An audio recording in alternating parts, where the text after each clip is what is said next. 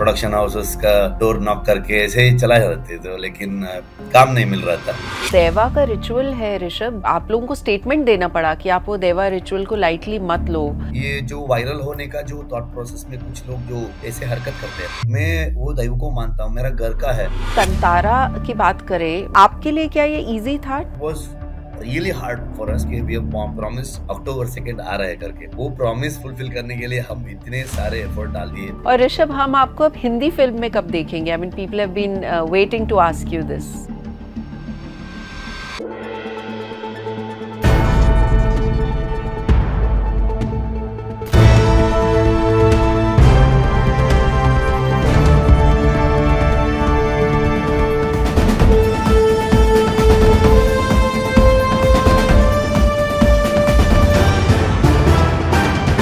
The Right Angle with Sonal Kalra।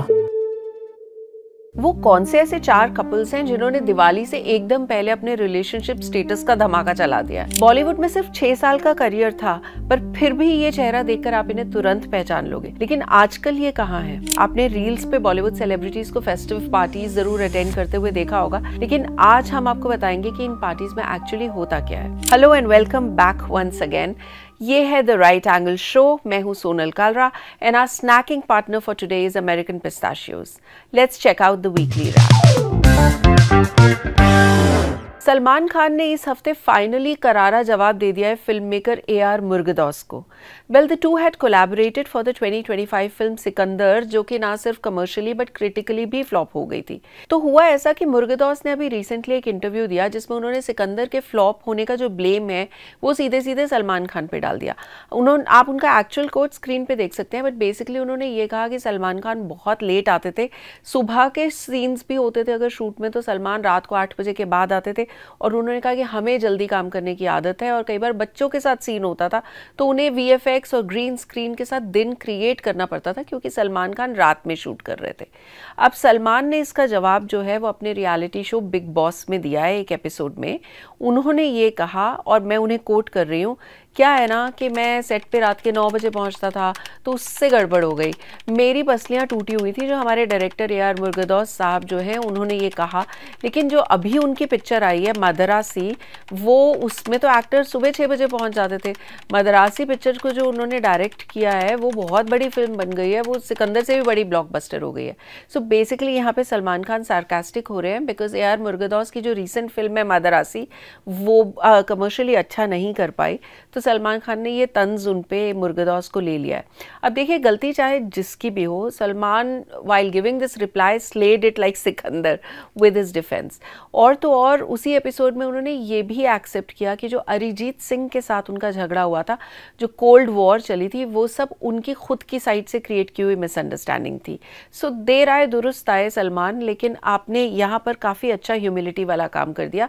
और अब अरिजीत सिंह जो है वो सलमान के लिए गलवान जो उनकी आने वाली फिल्म है उसमें भी गाना गा रहे हैं। लेट बिजनेसमैन संजय कपूर की जो 30,000 करोड़ का बिजनेस एम्पायर है उसके अराउंड जो बहुत ही ज़्यादा अगली ड्रामा चल रहा है, उसने एक और नया टर्न ले लिया है। अब ये पता चला है महेश जेठमलानी, जो कि संजय की एक्स वाइफ करिश्मा कपूर के बच्चों के लॉयर हैं, मतलब संजय के जो बेटा है कियान और बेटी समायरा को रिप्रेजेंट कर रहे हैं वो कोर्ट में। महेश जेठमलानी ने बेसिकली ये कहा है कि मेटा डेटा, यानी कि जब कोई चीज़, कोई डॉक्यूमेंट क्रिएट किया जाता है तो आप मेटा डेटा से पता लगा सकते हैं कि उसमें उसकी डेट, क्रिएशन की डेट क्या है और उसमें चेंजेस क्या क्या हुए हैं। तो मेटा डेटा के थ्रू ये पता चल रहा है कि जो विल प्रिया सचदेव कपूर ने प्रेजेंट की है वो विल एक्चुअली एक ऐसे टाइम क्रिएट किए गई जब संजय कपूर अपेरेंटली अपने बेटे कियान के साथ वेकेशन कर रहे थे। तो महेश जेठमलानी का ये पूछना है कि जब कोई इंसान अपने बेटे के साथ वेकेशन पे है उस वक्त वो ऐसी एक विल बना के अपने बच्चों को उस विल से हटा दे, इस बात की कोई सेंस तो समझ में आती नहीं। और इस विल में काफ़ी सारी स्पेलिंग मिस्टेक्स भी है, बच्चों के नाम की स्पेलिंग एरर्स भी हैं। तो इन सबको अब कोर्ट में लाया गया है और अब फिर से ये सवाल खड़ा हो गया है कि वो विल असली है या नहीं। Well, it's a sub judice matter and we would get to know legally later, but this is the latest twist in the case. Well, ठंड का और प्यार का दोनों का मौसम आ चुका है ऐसा लग रहा है, with 4 celebrity couples making it official in the past 1 week. 3 अपनी मर्जी से और एक ऐसा जिनकी पिक्चर्स लीक हो गई। तो पहले तो घर की बात करते हैं। यहाँ के कपल्स तारा सुतारिया और वीर पहाड़िया, वैसे वो काफ़ी अपीयरेंसेस एक साथ थोड़ा करते रहते हैं एयरपोर्ट पे, फैशन वीक में, लेकिन मनीष मल्होत्रा की दिवाली पार्टी के दिन उन लोग पैपराजीज के सामने कंप्लीटली लाइक फॉर्मल कपल की तरह आए and they kind of made their relationship really formal. Hardik Pandya cricketer जो है वो 24-year-old मॉडल माहिका शर्मा को डेट कर रहे हैं और इसका कॉन्फर्मेशन उन्होंने इस हफ्ते दिया on his birthday when he posted a series of pictures with her on his stories. एक और कपल जिन्होंने मनीष मल्होत्रा की दिवाली पार्टी के दिन अपने आप को फॉर्मली कपल डिक्लेयर कर दिया ऐसा लग रहा है, वो है राधिका मदान और विहान सामत। उन लोगों ने भी पापराजीज के सामने आकर एज अ कपल पोज किया, which kind of made their relationship formal. And finally it was the surprise of the week with singer Katy Perry and former Canadian Prime Minister Justin Trudeau। मतलब this was a relationship that nobody could see coming। पहले उनकी एक कहीं बाहर dinner करते कि कुछ महीने पहले फोटोग्राफ्स आई थी जिससे थोड़ा स्पेकुलेशन हो गया था, but now they were spotted by a fan and photographed kissing about a yacht in California. और पूरे इंटरनेशनल न्यूज़ बन गई है जस्टिन ट्रूडो और Katy Perry. I mean we don't know what to say. Well, we wish all the new couples a happy life ahead. Bollywood में कोई छींक भी मारे और पार्टी ना हो ऐसा हो ही नहीं सकता। हाँ, मैंने थोड़ा नहीं काफ़ी ज़्यादा एग्जैजरेट कर दिया है, लेकिन सच तो ये है कि पोस्टर लॉन्च से लेके फिल्म की सक्सेस तक parties have always gone hand in hand with the film industry. और जब फेस्टिवल्स की बात आए तो सोशल मीडिया पे मल्टीपल पार्टीज़ के वीडियोज़, पापराजी वीडियोज़ और पिक्चर्स जो है उससे हमारी फीड नहीं भर जाए ऐसा तो हो ही नहीं सकता। अभी पिछले संडे हमने देखी one of India's top designers Manish Malhotra की दिवाली पार्टी, जो कि मैंने भी अटेंड की, Manish being a close friend. इसमें आधी से ज़्यादा एक्चुअली पूरी इंडस्ट्री नियरली पहुंची हुई थी, from Shahrukh Khan to Kareena Kapoor to Ananya Panday to Sara Ali Khan to Hema Malini, like a full circle to Rekha, you name them. और वो सेलिब्रिटी वहाँ पे थे। 3-4 किलोमीटर की तो लंबी बाहर पूरी की पूरी लाइन लगी हुई थी गाड़ियों की, नीता अंबानी से लेके, I mean from Ambanis to all the film first families, I think पूरी की पूरी रॉयल्टी वहाँ पे थी। And people were dressed in their best fineries. कम से कम 100-125 फोटोग्राफर्स और पापराजीज थे वहाँ। उसको देख के मुझे ये ध्यान आया कि हमें क्यों ना इस बार के सॉल्ट सेगमेंट में हम बात करें फेस्टिवल्स पे कौन से फिल्म स्टार्स या कौन से इंडस्ट्री के लोग जो हैं वो बेस्ट पार्टीज थ्रो करते हैं और फिर कौन है real party animals of Bollywood. आपको पता है one of the earliest parties जो कि फिल्म इंडस्ट्री में होस्ट हुई थी, that was the famous Holi party which used to be organised by the Kapoor family. इसकी शुरुआत 1940s में हुई थी और हर साल रेगुलरली लेट पृथ्वीराज कपूर जो थे वो होली पे एक बड़ी सी पार्टी थ्रो करते थे और पूरी फिल्म इंडस्ट्री के लोग आते थे। उनके जाने के बाद ये रिस्पॉन्सिबिलिटी उठाई उनके बेटे राज कपूर ने। अमिताभ बच्चन, नरगिस जैसे बड़े बड़े सुपरस्टार्स उस होली पार्टी को अटेंड करते थे। इस पार्टी के बारे में मैं आपको एक बहुत ही रेयर ट्रिविया बताती हूँ कि राज कपूर की होली पार्टी में एक बार ऐसे हुआ कि उन्होंने अमिताभ बच्चन से ये कहा कि आप एक गाना सुनाइए। तो अब राज कपूर खुद कह रहे हैं तो अमिताभ बच्चन नहीं सुना, ऐसा तो हो नहीं सकता। और बाद में वो गाना जो है वो एकदम आइकॉनिक लेजेंडरी बन गया। आप समझ ही गए होंगे वो गाना कौन सा था, रंग बरसे, जो कि जब अमिताभ बच्चन ने वहाँ गाया तो उस पार्टी में यश चोपड़ा मौजूद थे। तो यश चोपड़ा को वो इतना पसंद आया कि उन्होंने अमिताभ बच्चन से ये रिक्वेस्ट किया कि उनकी 1981 की फिल्म सिलसिला में अमिताभ बच्चन एक होली की सीक्वेंस में ये गाना गाएं और फिर इसे अमिताभ बच्चन जी ने अपनी ही आवाज़ में गाया सिलसिला में और ये गाना सुपर फेमस हो गया। अनफॉर्चुनेटली 1988 में राज कपूर जी की डेथ के बाद ये होली पार्टी कपूर फैमिली की जो थी वो ऑर्गेनाइज होनी बंद हो गई। 1990s में होली पार्टी ऑर्गेनाइज करने का जिम्मा जो था वो उठाया मिस्टर बच्चन ने खुद। 2004 तक आते आते उनकी larger than life Holi parties की जो रफ्तार थी वो थोड़ी धीमी पड़ गई। उससे पहले पूरी इंडस्ट्री उनकी होली पार्टीज में आती थी। वेटरन लिरिसिस्ट जावेद अख्तर और उनकी वाइफ एक्टर शबाना आजमी भी जो है वो अपनी होली पार्टी हर साल ऑर्गेनाइज करते हैं जानकी कुटीर में, जो उनके घर का नाम है मुंबई में। इस होली पार्टी को ऑर्गेनाइज करने की शुरुआत जो थी वो शबाना आजमी के पिताजी कैफी आजमी साहब ने शुरू की थी और आज तक ये रिचुअल जो है वो विदाउट फेल हर साल उनके घर चलता आ रहा है। गणपति के वक्त भी जो मुंबई में ना पूरा माहौल बदल जाता है, क्योंकि शिल्पा शेट्टी, मनीष मल्होत्रा, दिव्या दत्ता, सलमान खान की जो सिस्टर है अर्पिता, इन सब की गणपति जो है अपने घर पे सेलिब्रेट करते हैं, वो बहुत पॉपुलर है। सारी फिल्म इंडस्ट्री वहाँ पहुँचती है आशीर्वाद लेने के लिए। शिल्पा शेट्टी के घर पे जो प्रसाद का एक पूरा स्प्रेड होता है, हमें बहुत लोगों ने बताया कि उनके घर का खाना बेस्ट होता है। दौलत की चाट से लेके लाइव साउथ इंडियन काउंटर्स तक से लेके कुलचे छोले तक सब कुछ शिल्पा शेट्टी के घर जब गणपति सेलिब्रेशन होती है तो वो और राज कुंद्रा ऑर्गेनाइज करते हैं। Next on our festive party list is Karwa Chauth. मैं आपको थोड़ा पहले ही बता चुकी हूँ कि इस दिन पर जो है वो सबसे ज़्यादा बज़ बनती है अनिल कपूर के घर पर, जहाँ उनकी वाइफ सुनीता कपूर जो है वो अपने मुंबई के बंगलों पे करवा चौथ की जो शाम को कथा होती है, पूजा होती है, वो ऑर्गेनाइज करते हैं। उसी के साथ पार्टी भी हो जाती है। इस साल भी बहुत सारी एक्ट्रेसेस वहाँ पर गई जो करवा चौथ का व्रत रखती हैं, जैसे रवीना टंडन, शिल्पा शेट्टी, कुंद्रा, ये सब अपने पतियों के साथ वहाँ पर पहुंचे और फिर वहाँ पे पार्टी हुई। अब बात करते हैं दिवाली की। तो multiple film personalities host their own Diwali parties, और ये इतनी ज़्यादा तादाद में होती हैं कि डी डे से, दिवाली दिन से 10 दिन पहले से ही लोग स्लॉट बुक करके एक दूसरे से बात करके कि भैया मेरी पार्टी सैटरडे है तो अपनी पार्टी मत रखियो, ऐसे करके ब्लॉक करना शुरू कर देते हैं। तो मैंने जैसे शुरुआत में बताया था आपको कि 12 अक्टूबर की रात को हुई मनीष मल्होत्रा के घर एक ग्रैंड पार्टी जिसे पूरी इंडस्ट्री ने अटेंड किया। एक और दिवाली की पार्टी रखने के लिए फेमस हैं प्रोड्यूसर रमेश तौरानी, जो सालों से अपने घर पर थ्रो करते आए हैं दिवाली पार्टी। उनमें एक गेस्ट और उसकी फैमिली का आना कंफर्म होता है और वो है सलमान खान, जो रमेश तौरानी की पार्टी में ज़रूर आते हैं। पार्टीज़ भी इंडस्ट्री में जो है ना वो सिर्फ एक तरह की नहीं होती। एक होती है ऐसी पार्टी जहाँ पे सब सेलिब्रिटीज़ आते हैं, मेनली उनको एंट्रेंस पे आके पापराजीज़ के आगे पोज करना होता है। वो उनकी ड्रेस जो है वो फिर हफ्तों हफ्तों तक फैशन पोर्टल्स पे, इंस्टाग्राम पे क्रिटिक होती रहती है। और पापराजीज़ भी ऐसी पार्टी में स्टेशनड रहते हैं, मतलब फुल नॉलेज के साथ कि कौन कौन आने वाला है।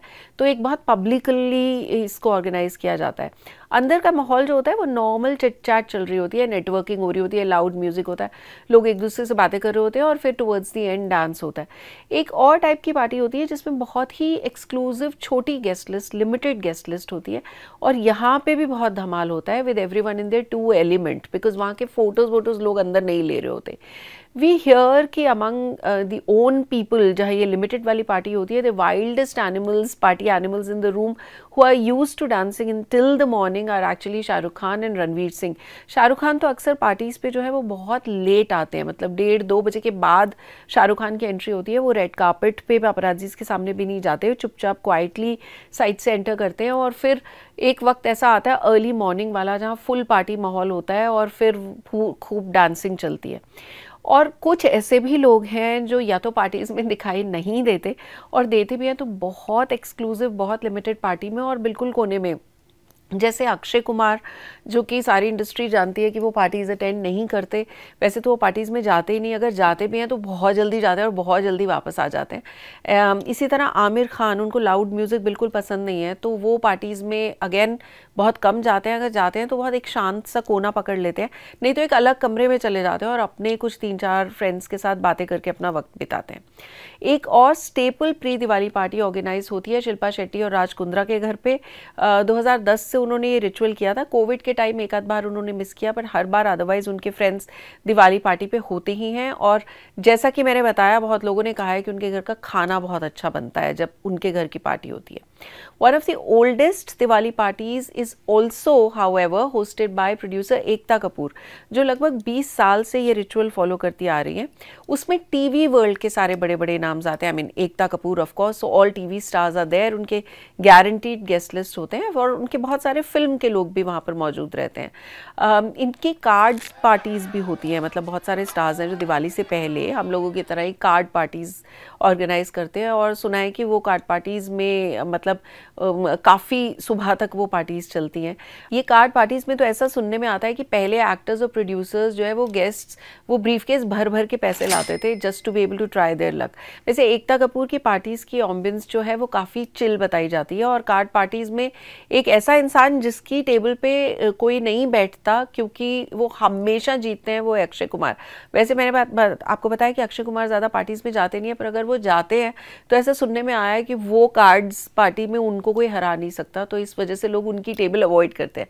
शाहरुख खान भी अपने घर मन्नत पर एक प्री दिवाली पार्टी थ्रो करने के लिए जाने जाते हैं, लेकिन वो कोविड से पहले करते थे। कोविड के बाद सिक्योरिटी रीजंस, पर्सनल रीजंस के चलते उन्होंने ये पार्टी जो है उस पर भी रोक लगाई हुई है। और फिर बॉलीवुड स्टार्स जो पार्टीज अटेंड करते हैं फेस्टिविटीज में, अगर उसकी बात चले तो एक और पार्टी जो कि ईद पे इफ्तार पार्टी ऑर्गेनाइज बहुत ही फेमस हुआ करती थी 35 सालों तक, वो थी लेट पॉलिटिशियन बाबा सिद्दीकी की, जिसे आज तक जाना जाता है फॉर बीइंग द प्लेस जहां पर 2013 में शाहरुख खान सलमान खान का पैचअप हुआ था after 5 years of the cold war. तो बाबा सिद्दीकी की इफ्तार पार्टी में सब लोग आते थे। Again the entire industry nearly turned up and then unfortunately he was killed. So अब शायद उनके बेटे इस रिचुअल को जारी रखेंगे। एक और पार्टी जो कि काफ़ी फेमस है पापराजीज और सोशल मीडिया में, वो है क्रिसमस की पार्टी जो कि कपूर्स थ्रो करते हैं। It's a very family thing actually, not really a party. मतलब उनके अपना फैमिली का ब्रंच होता है जो रणधीर कपूर जी के घर होता है, लेकिन अब कपूर फैमिली में हैं ही इतने स्टार्स की, जब रणबीर कपूर, करीना कपूर, करिश्मा कपूर, आलिया भट्ट ये सब साथ में आते हैं even to attend their family function, it kind of becomes like a Bollywood party. किसी भी स्टार स्टडेड पार्टी से ये कम नहीं होती, इसलिए इसको पूरी पापराजी अटेंशन मिलती है। तो देखा आपने, बॉलीवुड की पार्टीज जो है वो इंडस्ट्री का एक अटूट हिस्सा बन चुकी है। वाह ताज अब हो गया है पुराना, वाह शैम्पी वाह का है जमाना। ये 3 वर्ड्स ना मेरे ख़त्म ही हुए होंगे अभी कि आपको याद आ गया होगा उस वायरल वीडियो का जो कि मतलब जिसने धूम मचा दी है सोशल मीडिया पे। वैसे जो हो रहा है उस वीडियो में वो बिल्कुल भी फ़नी नहीं है, बिकॉज वीडियो ये दिखाता है that a woman catches and films her husband, उनके हस्बैंड किसी और लेडी के साथ हैं और वो होटल रूम या जहाँ पर भी उन्होंने कमरे में जाके अपने हस्बैंड को चीट करते हुए पकड़ लिया है। उनके हस्बैंड का नाम शैम्पी है और रंगे हाथ शैम्पी पकड़े गए हैं, लेकिन उनकी वाइफ का ये जो बोलने का स्टाइल है ना, वाह शैम्पी वाह, उसने इतनी मीम्स की बरसात कर दी कि आपका फीड भर चुका होगा, मेरा भी पूरा फीड भर चुका है। तो आप पहले ये वीडियो देखिए और फिर फॉर द मिलियंथ टाइम ये वीडियो देखिए और फिर उसके ऊपर जो फनी मीम्स बने वो देखिए। तो प्रेगनेंसी वाली पिल्स खिलाई हैं, उसको जाने दे नगमा, मैं इसको जाने दूं, मैं वाह शैम्पी वाह, उसको मैं जाने दूं, वाह शैम्पी वाह। हाँ कैसे पकड़ रही है वो आपको, कैसे पकड़ रही है वो, कैसे पकड़ रही है। ए तू कर रहे काम, तू कहना मेरे काम खराब हो गए, वाह वाह वाह वाह। तुम साइड ना हो, कोई गल नहीं, आप मत डरो, आप इधर आओ, आपका तो प्रोफेशन ये था। आप इधर आओ, आप प्लीज आ जाओ। अब बात तो सुनो। हमें ये नहीं पता कि ये वीडियो किस ईयर का है, कहाँ की लोकेशन का है, इसमें लोग कौन है, लेकिन बस ये पता है कि शैम्पी और नगमा जहाँ भी हैं उनकी प्रॉब्लम्स जो हैं वो शायद अभी तक सॉर्ट नहीं हुई होंगी, क्योंकि ये वीडियो बार बार उन्हें याद दिलाता रहेगा कि उनकी ज़िंदगी में ये कैसा एपिसोड हुआ। वॉट टू वॉच में इस हफ्ते Z5 पे आ रही है भगवत चैप्टर 1 राक्षस with stars Arshad Warsi and Jitendra Kumar. Trailer से स्टोरी लग रही है क्राइम थ्रिलर और एक्चुअल में विलन कौन है इसकी तलाश ही इस कहानी का क्रक्स है। और आने वाले हफ्ते में आ रही है थामा, जो कि मैडॉक फिल्म्स के हॉरर कॉमेडी यूनिवर्स का पार्ट है। उनकी नई ऑफरिंग है और फिल्म की बज़ बहुत ही स्ट्रॉन्ग है। थामा को हेडलाइन कर रहे हैं आयुष्मान खुराना, रश्मिका मंदाना और नवाजुद्दीन सिद्दीकी। फिल्म के ट्रेलर को देख के हमें तो मज़ा आ गया, आप भी ज़रा उसके कुछ बिट्स देखिए और फिर तैयार हो जाइए अगले हफ्ते थामा देखने के लिए। तुम बेताल हो, तुम्हें पृथ्वी और इंसानों की सुरक्षा के लिए बनाया गया है। 1 घंटे की सुरक्षा? आज से हम इंसानों का खून पिएंगे, नए नए बेताल पैदा करेंगे, हमारी सेना बनाएंगे और मैं बनूंगा तुम्हारा थामा।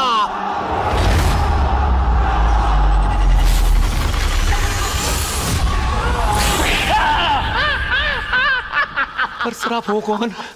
मैं भी तुम्हारी तरह एक किस्मत का मारा हूँ, बरसों से कैद एक बेचारा हूँ। सर मेरी यहाँ फटी पड़ी है, आप शायरी पेल रहे हो। तेरी 1 मिनट में फट गई, यहाँ बरसों से फट के गुफा हो गई। आज अलग सा लग रहा है, मेरी पल्स, मेरी हार्ट बीट फील नहीं हो रही है।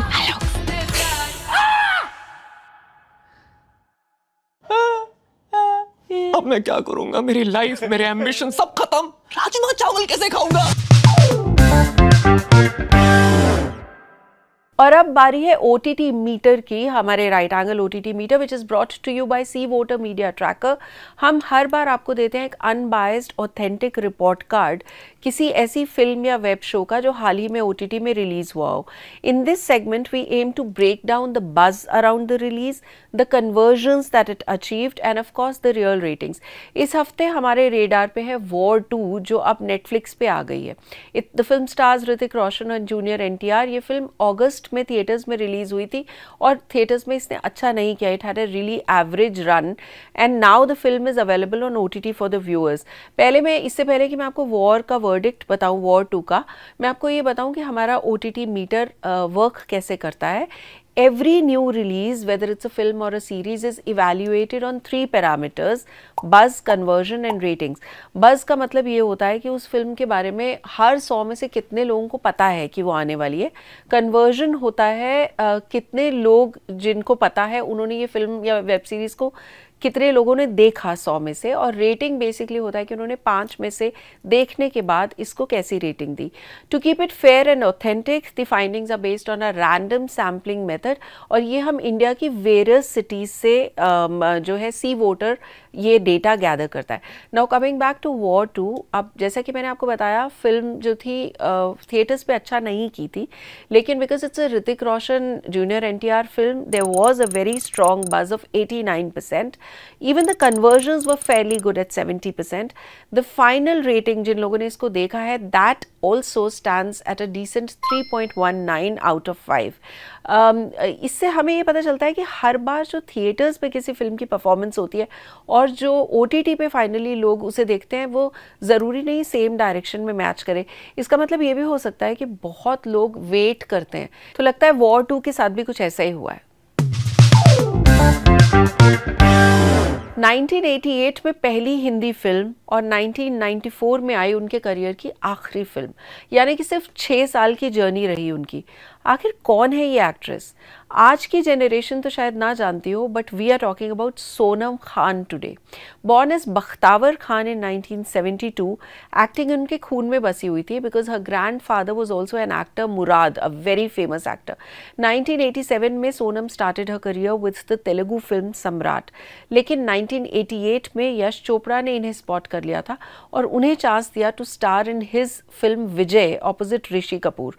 और तो और यश जी ने ये सजेस्ट किया था कि बख्तावर जो है वो नाम नहीं चलेगा फिल्म इंडस्ट्री में, तो उन्होंने ही उनका नाम बदल के सोनम खान कर दिया था।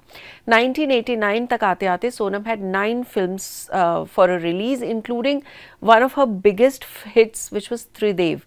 तिरछी टोपी वाले जो इनका सॉन्ग था वो आपको याद होगा। ये सॉन्ग बहुत ही पॉपुलर हुआ था, इट बिकेम अ रेज और उन्हें घर घर में जाना जाने लगा था। इस फिल्म ने उन्हें सक्सेस के अलावा दिया उनका लाइफ पार्टनर भी, क्योंकि त्रिदेव के जो डायरेक्टर थे राजीव राय, उन्हीं से सोनम को हो गया प्यार and they decided to get married.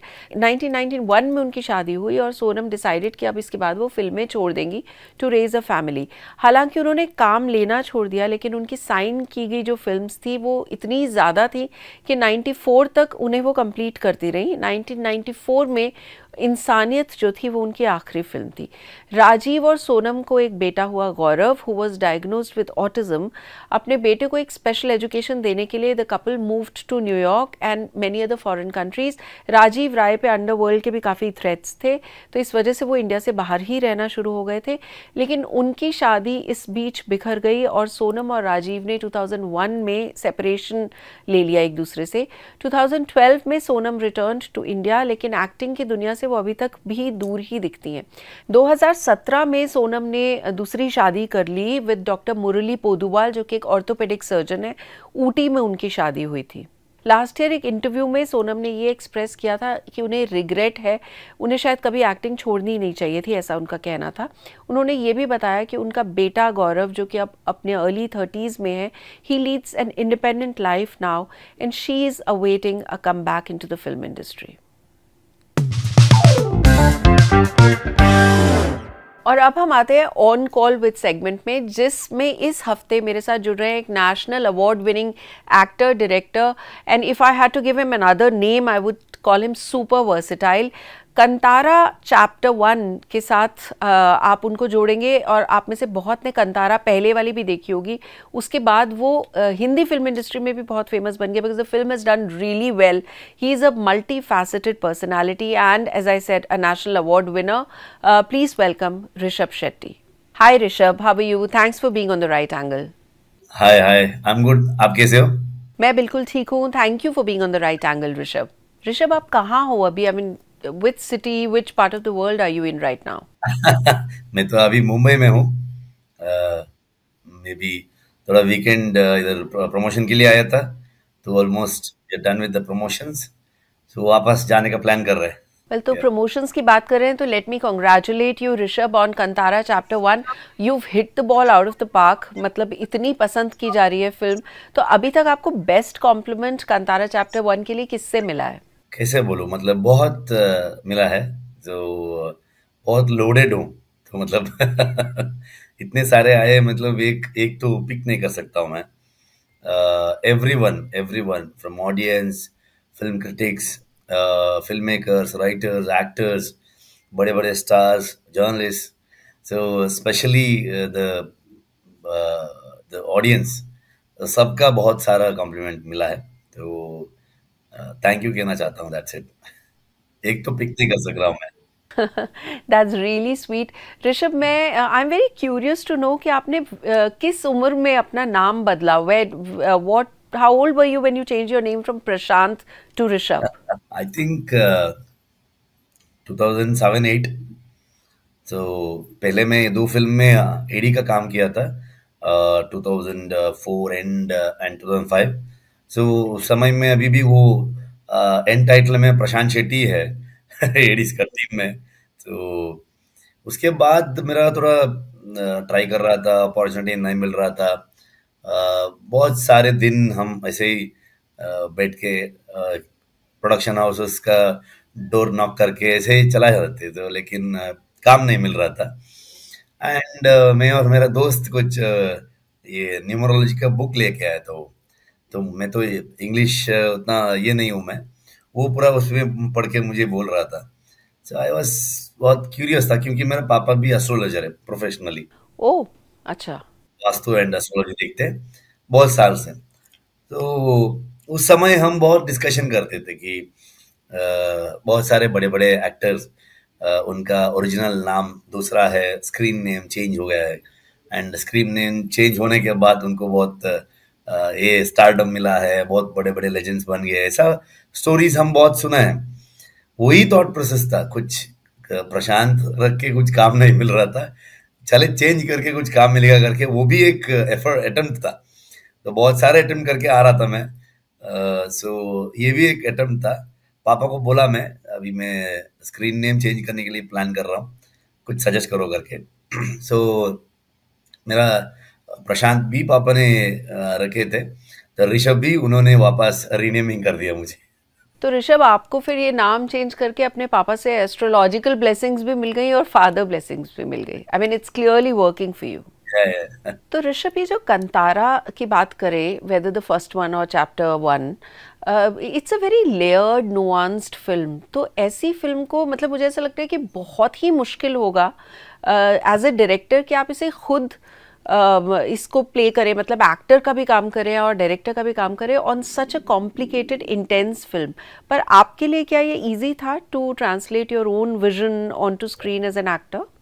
Definitely not easy. The task and tough जगह राइटिंग में शुरू हो जाता है. तो ये तो हमको बहुत कॉम्प्लिकेटेड स्क्रिप्ट था, जो एक आइडिया एंड थीम लेके एंड कहानी लेके मेरा को राइटर्स को पिच किया था. मैं ऐसे ऐसे कॉन्सेप्ट में हम डेवलप करते हैं प्रीक्वल करके. वो उसमें बहुत इम्पोर्टेंट चीज़ें था. It's not only about Daiva, same time जो आर रूटेड फोकलोर ये सब है, वो तो लास्ट फिल्म से ही हम वो एक्सप्लोर कर रहे हैं. लाला पांडे का जो ट्रेड था उस समय, उनके साथ बहुत बड़े बड़े बोट्स थे. इधर जो गोल्ड डायमंड से बहुत प्रीशियस जो स्पाइसेस था उस समय, तो वो लेके अरब हो एंड दूसरे फॉरेन कंट्री को ट्रेड होता था. And that spices belongs to tribes जो फॉरेस्ट में ग्रो करते थे, the Kantara is about forest, तो ये सब चीजों को लेके आना चाहिए था मुझे। So because it is not a typical और अ रेगुलर फॉर्मेट वाला कमर्शियल फिल्म नहीं था हमको। तो मतलब ये होगा ये होगा ये होगा करके हमको जो कंटेंट में करना है, सेम टाइम दो दो रूटेड कहानी को ऐसा ही वो ग्रिप में लेके जाना चाहिए। बहुत सारा एलिमेंट्स था। When it comes to final version जो अप्रूव हुआ था, सबको पसंद हुआ था, producers, my DOP, my designer, सबको, मेरा टीम का सब लोग को, जो ये अच्छा है करके, मतलब दैट इज माय प्रोसेस। मैं हर बार मेरा कहानी बोल के ही जाता हूँ, क्योंकि जो मेरे साथ जो मेरे टीम मेंबर्स है, तो वो लोग बहुत साल से मेरे साथ काम कर रहे हैं, इंक्लूडिंग प्रोड्यूसर 5 साल से है। तो अगर इसमें इनमें से कोई एक को डाउट आएगा ना, तो आई कंसिडर एज वो एक बहुत बड़ा परसेंटेज ऑफ ऑडियंस का डाउट है करके। जो when I started writing the Berme's character, तो हम डेवलप करके जा रहे थे, उस समय से मेरा तैयारी था। इट इज अ सटल ये है, वो अंदर अंदर लिया तो वो प्रोसेस हो जाएगा स्लोली। तो इफ इट इज सडन, तो वो हाफ कुक्ड हो जाएगा। बहुत साल से साथ में है ना, तो इसलिए मुझे ज्यादा परफॉर्मेंस में ज्यादा ये नहीं हुआ, प्रॉब्लम नहीं हुआ। लेकिन टेक्निकली अचीव करने में हमको बहुत बड़ा टास्क था। मूविंग चैरियट में हम एक एक्शन सीक्वेंस किए हैं, एंड इंट्रोल ब्लॉक सीक्वेंस हो, and fort was really hard for us, because बहुत बारिश का समय हम आ गए उधर। हमको वो इस सीजन में खत्म ही करना चाहिए था, क्योंकि वी हैव प्रॉमिस्ड अक्टूबर 2 आ रहा है करके। वो प्रॉमिस फुलफिल करने के लिए हम इतने सारे एफर्ट डाल दिए थे कि बहुत बारिश था, वेट कर रहे हैं, कुछ सीक्वेंस बारिश में ही था उसमें, तो वो तो हम शूट कर सकते थे, लेकिन विदाउट ये इंडोर शूट किए थे। एक्सटीरियर करना है, इंडोर में बारिश नहीं है, तो एक्सटीरियर वेट करना है। एक शॉट ले लो, आधा घंटा 1 आवर वेट करो, फिर से शूट करो। ये सब बहुत हेक्टिक था। इसमें मुझे मेरा DOP Arvind S Kashyap is like my backbone in terms of technicalities, and my VFX supervisor and my co-writers, my designers, producers, everybody, जो चाय पानी देने वाला एक प्रोडक्शन बॉय से लेके मेरा प्रोड्यूसर तक, सारे टीम मेरे साथ दिए। आई थिंक वो आप एक प्रश्न पूछा है, मैं इतना सारा कहानी बता दिया आपको। नहीं, ये बहुत ब्यूटीफुल है ऋषभ कि आपने मतलब कैसे अपनी क्लोज फ्रेंड्स और फैमिली को as a sample segment of the audience use किया, but the fact that it's worked, it's quite a success of the process then. Yeah, we are also audience, right? तो हम भी दूसरा film देखते हैं, तो हमको वो ही फील होता है ना, इस फिल्म में ये बहुत अच्छा है, ये थोड़ा कम हो गया, ये थोड़ा ये है करके। तो ये जो देवा का रिचुअल है Rishabh, this has impacted a lot of people. लोग मतलब थिएटर में आप लोगों को स्टेटमेंट देना पड़ा कि आप वो देवा रिचुअल को लाइटली मत लो, and you had to tell the people because they getting really impacted. तो उसमें मतलब वो कहना कुछ बार हम थोड़ा इमोशनली डाउन होंगे, तो हमको थोड़ा ज्यादा ऐसा कुछ ये इफेक्ट होगा, जो एनर्जी से इफेक्ट होगा, तो वो भी होता है। वो हम जो आवाहन कहते हैं ना, वैसा भी कुछ फील होगा आपको। Sometimes you will lose your external, जो ये है वो जाएगा वो, मतलब मतलब वो एवरीडे कुछ नॉर्मल प्रोसेस करते हैं, तो बीच में कुछ समय होता है, वो एक है। वो देख के वो वैसा वो फील करना, वैसा वो रिएक्ट करना, वो एक साइड होता है। और एक होता है कि ये सोशल मीडिया का ये जो वायरल होने का जो थॉट प्रोसेस में कुछ लोग जो ये ऐसे ऐसे हरकत करते हैं, वो बहुत ये हो रहा है, मतलब नाराज है हम लोग। मतलब मैं वो दैव को मानता हूँ, मेरा घर का है, हम हमारा जो बिलीव करते हैं, हम वी वर्शिप दैट दैवा। तो I don't want to be disrespect, वो जो कुछ भी कुछ ये नहीं होना चाहिए करके। लेकिन जो कुछ लोग का वो होता है, मैं इसलिए हर बार रिक्वेस्ट करके ही जाता हूँ, अरे यार मत करो मत करो। It's sentiment of a people, एक रीजन का जो बिलीफ सिस्टम है, जो हम इतना बिलीव करते हैं, तो वो उसका शक्ति क्या है, वो दैव का कितना पावरफुल होगा, वो डिविनिटी क्या है। एंड जो दैव के सामने जो होल सोसाइटी कैसे है, ये नेचर और मनुष्य का बीच का संघर्ष में दैव का पार्ट क्या है, तो क्या गाइड कर रहा है हमको, वो जर्नी क्या है, ये सब बताने का जो थॉट था। लेकिन ये सब होता है ना, बहुत बुरा लगता है। इसलिए हर बार मैं रिक्वेस्ट करके ही जाता हूँ, प्लीज मत करो करके, क्या बोलूं। No no Rishabh, it's important and people are listening to you. वैसे आप ये बताइए कि कंतारा और कंतारा चैप्टर 1 के बीच में 3 साल लग गए और आपने इस दौरान एक कैमियो के अलावा कुछ और नहीं किया, तो आपको कभी ये नहीं लगा कि out of sight out of mind हो जाएगा, या लोग चाहते हैं कि हमेशा लाइमलाइट में रहें, लोगों के मेमोरी में रहें, तो was it ever a fear कि आपको शायद रिस्क ले रहे हैं आप ये? नहीं मतलब मैम ये क्या है ना, तो 2022 में वो कांतारा रिलीज हो गया। उधर तक मैं तो कनाडा फिल्म इंडस्ट्री में था, तो कुछ पैन इंडिया इंडिया कुछ वो कनाडा में ही एक छोटा सा हीरो था, मतलब एक दो फिल्म हिट हुआ था, उसमें भी एक सपोर्टिंग कैरेक्टर दिए थे। एंड एक फिल्म में मैं लीड का किया था, हीरो करके किया था, एंड बेल बॉटम करके नाम था वो फिल्म का, उसमें मैं हीरो था। तो उससे पहले मैं डायरेक्ट कर रहा था। कुछ कुछ लोग मुझे पसंद करते थे, मतलब उतना बड़ा एक्टर भी नहीं था मैं। So I was a 4 film world. So Kantara इधर लेके आने का वक्त, तो जो कुछ मतलब 20 साल से हूँ मैं, मतलब 2004 आया था मैं फिल्म इंडस्ट्री काम करने के लिए। दिस इज 21st ईयर मेरा। तो अब तक तो अभी अभी दिख रहा हूँ मैं बाहर। तो इसका ये नहीं है हम क्या देते हैं, वो ऑडियंस को पसंद होना चाहिए। वो मतलब ऐसा इनसिक्योर तो नहीं होता है, तो काम पे है हम, वो भी लोगों को पता है हम ये पार्ट कर रहे हैं करके। या और कांतारा के साथ तो लोग ये भी बोल रहे हैं कि शायद पहली बार ऐसा हो जाए, आपको पहले नेशनल अवार्ड मिला है कांतारा के लिए, और अब ये चैप्टर 1 के लिए शायद उसी फिल्म के सीक्वल पे आपको दूसरा नेशनल अवार्ड मिल जाए, लोग ऐसे भी बोल रहे हैं। तो are you wishing and hoping for that then? कैसे बोलूं मैं, मतलब it's all depends on the jury को, जो फिल्म जो देखते हैं उनको कैसे लगता है फिल्म, क्या देखते हैं उनका ऊपर होता है ना। तो हमारा तो मैं ये एक्सपेक्टेशन एक्साइटमेंट में बहुत साल से वो बोल के आ रहा हूँ, वो क्या है ना, वो हर्ट हो जाता है।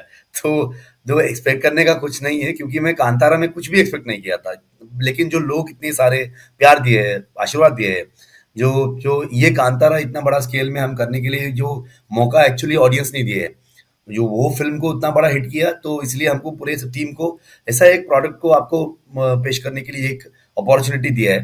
तो वो मानता हूँ मैं, मतलब जो लास्ट टाइम वो जो नेशनल अवार्ड आया था वो सेलिब्रेट भी नहीं किया अभी तक। तो वो अवार्ड लेके वापस सेट पे गया मैं, तो शूट ब्रेक करके आया था, एक्चुअली बीच में आया था मैं, I was shooting some sequences उस समय। तो खत्म करके आई मीन ब्रेक करके मैं और प्रगति आए, लेके जाके वापस उधर रख के वापस काम पे चले गए। बहुत सारे कॉल्स आए उस समय कन्नड़ा इंडस्ट्री से, बड़े बड़े लेजेंडरी डायरेक्टर भी, आप आ जाओ, आपको ये करना है वो करना है करके। मैं तो वो शूट खत्म करके आता हूँ करके बोला, लेकिन अभी तक वो सेलिब्रेशन ही नहीं हुआ। तो हम काम पे ही लग गए। एंड अभी अभी तो शांति से अभी वेल अब आप चैप्टर 1 को मिल जाए तो फिर आप इकट्ठे बड़ी सी पार्टी कर सकते हैं। और ऋषभ, हम आपको अब हिंदी फिल्म में कब देखेंगे? I mean people have been waiting to ask you this. अभी I was suppose to dub in this film, मतलब ये कांतारा चैप्टर 1 में डब करने का प्लान था। जो जो डबिंग टीम थोड़ा एफर्ट डाले है कि हम सैंपल भी किए हैं, उन्होंने अप्रूव भी किए, ओके ठीक है कर सकता है करके, लेकिन टाइम नहीं मिला। नेक्स्ट जो फिल्म जो करता हूँ उसमें मैं हिंदी खुद डब करने का थॉट में हूँ मैं। I will take the time and I will do. And Hindi अभी अभी मतलब डेफिनेटली अच्छा अपॉर्चुनिटी मिला तो मैं करता हूँ। आगे भी प्रोजेक्ट्स है, एंड मैं सोचता हूँ अभी जो क्या है ना, सारा लैंग्वेज में वो बैरियर लोगों ने हटा दिए, मतलब ऑडियंस ने हटा दिए।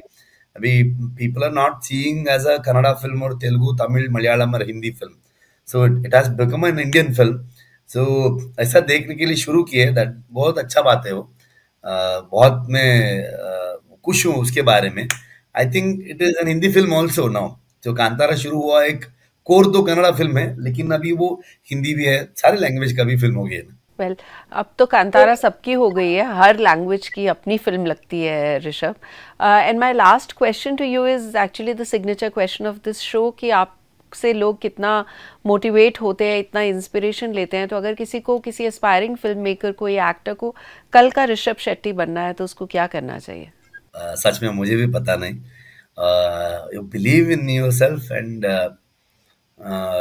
Think believe in you, and आपके बारे में आपको एक कॉन्फिडेंस होना चाहिए, एंड एफर्ट डालो। मतलब एक दिन में कुछ नहीं होगा, 2 दिन में कुछ नहीं होगा, मे बी 100 days, ईयर। तो आपको क्या होना चाहिए, क्या बनना चाह रहे हैं आप, तो छोड़ो मत। मतलब वो बन के ही मैं चला जाऊंगा इधर से करके एक क्या बोलता है, एक संकल्प होना चाहिए। आई थिंक वर्क हार्ड, वो कितना एफर्ट डालना है कि भगवान को लगना चाहिए यार इसको कुछ देके भेजते यार इसको करके, ऐसा हार्ड वर्क करना है। तो मैं कभी भी वो बोलता हूँ कितना एफर्ट डालना है कि भगवान को भी मन में आना चाहिए यार पहले इसको कुछ दे के भेजो इसको करके वैसा काम करो। What a lovely answer. What an absolutely lovely answer, Rishabh. And on that note, thank you so much. आपको बहुत सारी success मिले, and I really hope that all angles in your life remain the right angle. Well, thank you for being with us, Rishabh. Thank you ma'am. Thank you. God bless. And with this, we come to the end of this episode of The Right Angle with me, Sonal Kalra. I will see you next Friday. उससे पहले आप दिवाली मनाइए, आपके और आपके परिवार को बहुत सारी शुभकामनाएं and great wishes for great festivities. I shall see you next Friday at 7 p.m. Till then, stay good, stay blessed.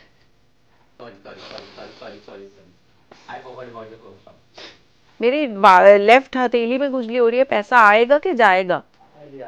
आएगा। सॉरी ऋषभ। और फिर इसे अमिताभ ने अपनी ही भाषा और फिर इसे मुझे 1:30 बजे तक खत्म करने की कसम खाई है इसलिए। Don't under estimate us.